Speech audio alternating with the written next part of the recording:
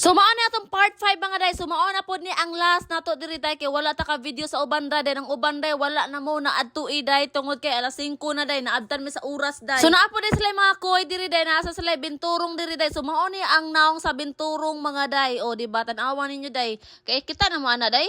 Ako day karon par ko kita guruan ni day oy. So pagkahuman na mo diri day ni sakay na pud miglaing tarak-tarak day ni abot na jud mi dito sa ubos day mo na nakakita mi diri pikak mga day. So kaso lang day wa siya dibuka sa iyang kagwapa sa iyang lubot day.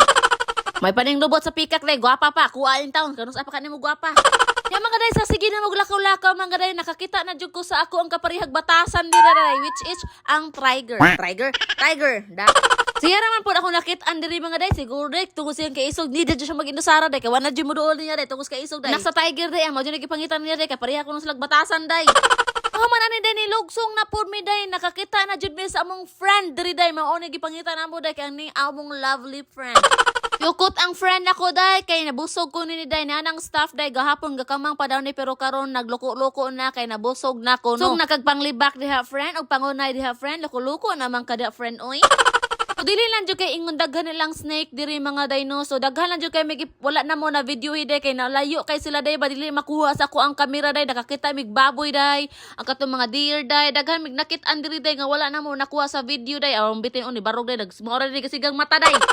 Ngita man guro nag-awayunon diri ba?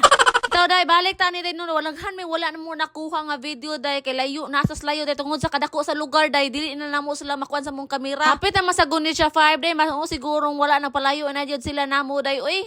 Or hadlok lang yun sa samong naong day niya.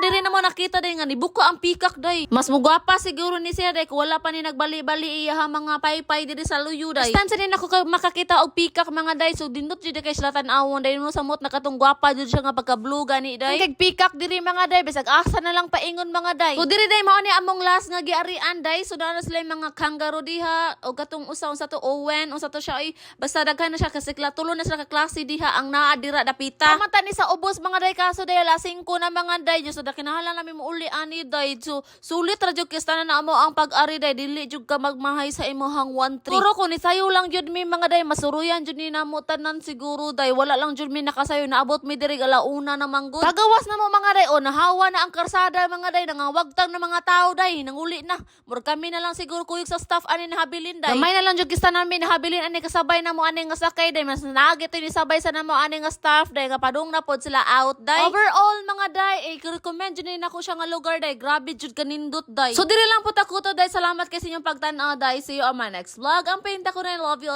Mwah.